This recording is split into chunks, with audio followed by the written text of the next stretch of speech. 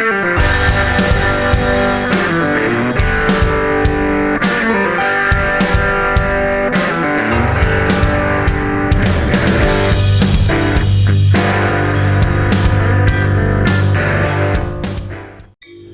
lovelies, we're going to be revisiting abortion again today. Not particularly because I want to, because I already have, I think, but because the arguments against abortion that I'm seeing in my comments and elsewhere online haven't changed since the USENET days, when we used to get into massive flame wars with anti-choice people. So, whistle-stop tour of awful arguments that anti-choice people make that they should never ever make again. Not that it's going to help, but it'll make me feel better. It's a baby. Is it though? If we had a zygote and a living, screaming, shitting, pissing, milk gargling baby, both suspended over a cliff with sharp rocks below, I think we both know which one you would choose to save. So inherently, immediately, you're admitting that there is a significant difference between a mere zygote, an undeveloped fetus, and an actual baby. And a lot of the times in this case, that's not a particularly accurate representation. A more accurate representation would be to have a zygote versus a living, breathing woman hung over a cliff with sharp rocks at the bottom. And which one would you choose there? Right. So, we admit then that there is a difference between a mere fertilized egg or an undeveloped fetus versus an actual living, breathing human being. It's murder, some people like to say. Is it? Murder is a legalistic definition, not a moral or a scientific one. Not all killing is murder. Despite the protestations of Peter, meat isn't murder. It's a legal definition. Some people interpret the Ten Commandments, depending how you translate it, to be thou shalt not murder rather than thou shalt not kill. Execution's illegal, right? That's not considered murder. Assisted suicide in many places is not considered murder. So arguing that aborting a fetus is murder, it's a legalistic definition. Right? You could redefine it to be murder, but at present, at least, it isn't. And in most countries, many countries around the world, it isn't. So, don't say that. Especially if you're the kind of person that is also pro-execution, which is true of the majority of anti-abortion people. It's alive. So are a lot of other things that we don't give a shit about. Bacteria, flies, mosquitoes, rats, cockroaches. Most of the food that you eat either once was alive or is made from the products of things that were once alive, plants, animals, that sort of thing. So that isn't a useful standard by which we can judge anything. Yeah. Diseased organs, skin tags, extraneous digits, things like that we have no compunction about removing from our bodies are also alive. So yeah, it's not a useful standard. It's human because it has genes. Well, again, so do your organs, but if one of them gets diseased or stops working properly, you'll remove that with no compunction. Human genes we're talking about here. Again, so do growths and tumours, so does your foreskin. Some people have no compunction about cutting that off, so that's meaningless, not a useful standard. It's a separate human because it has different genes. So do chimeras. That's when non-identical twins fuse in the womb. So different parts of you have different genes to one another. But again, you'd have no problem removing a diseased organ, or a skin tag, or an extraneous digit, or a third nipple, or whatever else the case might be. I mean, tumours, by their very nature, by the fact that they are cancerous, have different genes to your body. But again, you'd have no compunction about removing them. So the genetics is not a useful standard either. I'm not going to continue counting off. It's morally wrong. That is a religious and moralistic argument. I mean, fine, it's your personal choice If you don't want to have an abortion, don't have an abortion. Nobody is going to get in your way on that one, right? But you don't get to impose your personal religious or spiritual nonsense onto other people. The way that preserves the most liberty, ironic given that some self-defined libertarians seem to be anti-abortion, but the most liberated way is to just let you make your choice and for you to let everyone else make theirs.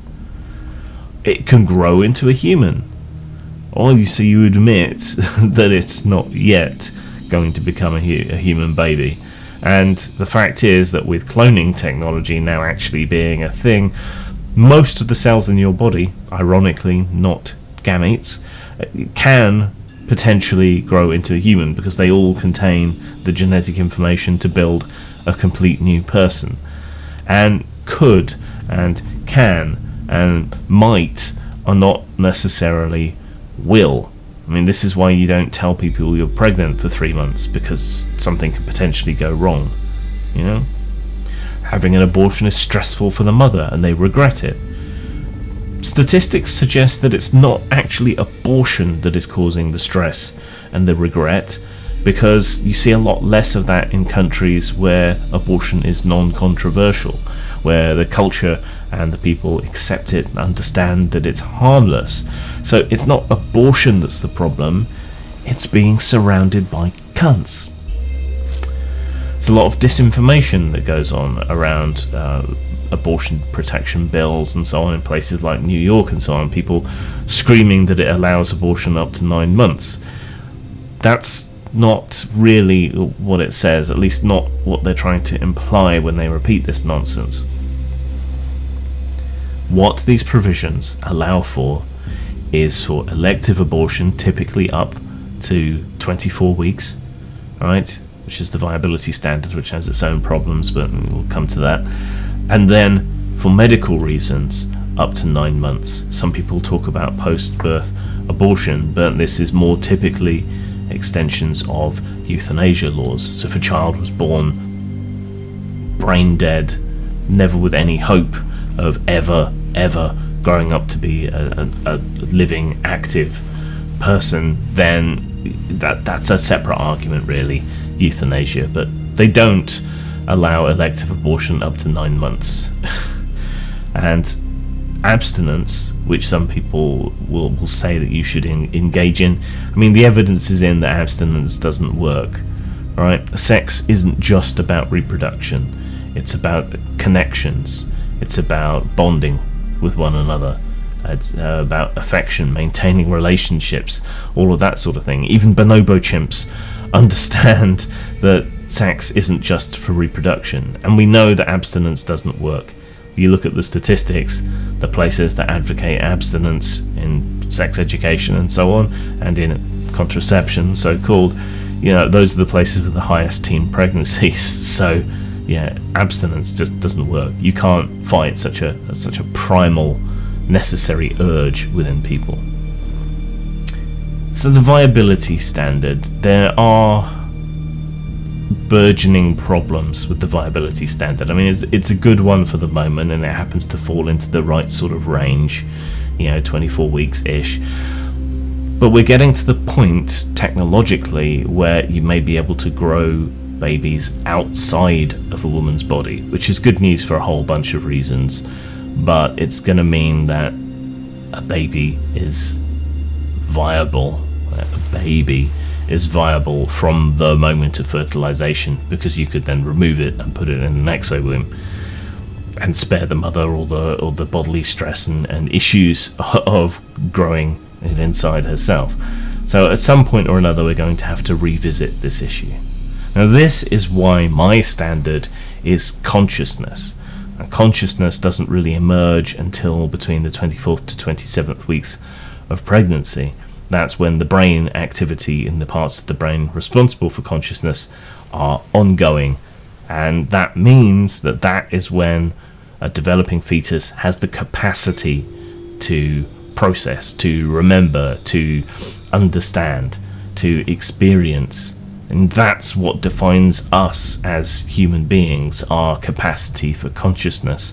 So up until that point, Nothing is lost by having an abortion. Nothing meaningful, no criterion makes sense except the consciousness standard. Now, there are benefits to abortion as well. It's strongly linked with less crime. When abortion became legal in the States, or at least largely unmolested in the States, it almost, with the appropriate time lag, but almost immediately, there was less crime. Why? Because there were less unwanted kids, there were less kids in the system, there were less kids in poverty, all of which are factors that lead people to a life of crime. Having abortion means more empowered women, more educated women, less dead women, right? Because people in dire straits will still try to get abortions anyway, and back alley abortions are not necessarily particularly clean, and self-induced abortions aren't particularly safe. By comparison, legal medical abortion is safe. When abortion is legal, along with other factors, it's less common. So if you actually want to reduce abortions, you should make it as legal and easy as possible. That's what reduces numbers of abortion. Abortion also means more men are free of having parenthood thrust upon them, of being forced into indentured servitude for 18 years to pay off a child that they may never have wanted. Right? This is so fundamental that I would love to see the right to abortion extended to men. Not that they can decide for the woman whether she has or doesn't have the baby, but the option of legal paternal surrender within the same time period that a woman can choose to have a physical abortion. Men should have the right to say, I never wanted this child, I'm not going to support it in any way, I didn't want it. You know, that should be available to men to make us more equal across the sexes. Abortion allows for a more liberated and freer sexuality, which is mentally and physically and sexually much healthier for a lot of people. Sex without consequences other than drama is a good thing. It's a pleasurable thing. It's linked to many health benefits. But you don't necessarily want a baby. And as I said, the bonobos have figured this one out.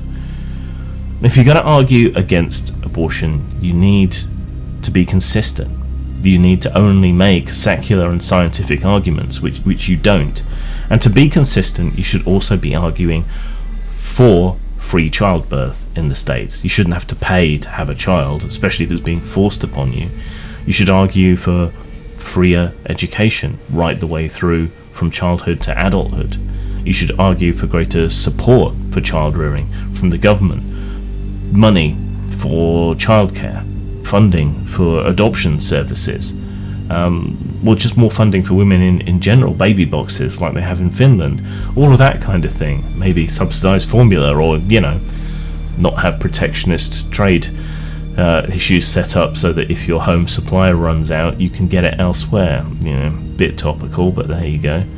But if you really, genuinely want to reduce abortions, there are known and acknowledged ways that you can do this that don't require you to impose yourself upon women and reduce them to broodmares. Safe, free and legal abortion, earlier and more frequent sex education, free access to contraception. If you want to see less abortions, that's the way to go about it. Not quoting Bible verses and screaming that abortion is infanticide when it categorically is not. Zang. The world is full of terrible erotica, exacerbated by the existence of the internet and the low barrier to entry. And no, it's not just men describing women in terms of how their boobies jiggle. Now you too can churn out cringeworthy, barely literate erotic nonsense with filthy shades cliché. 2 players, one the dom, one the sub, fill out bingo cards with awful words and props, and then try to fit them into their purple prose over several rounds of foreplay, sex, and aftermath.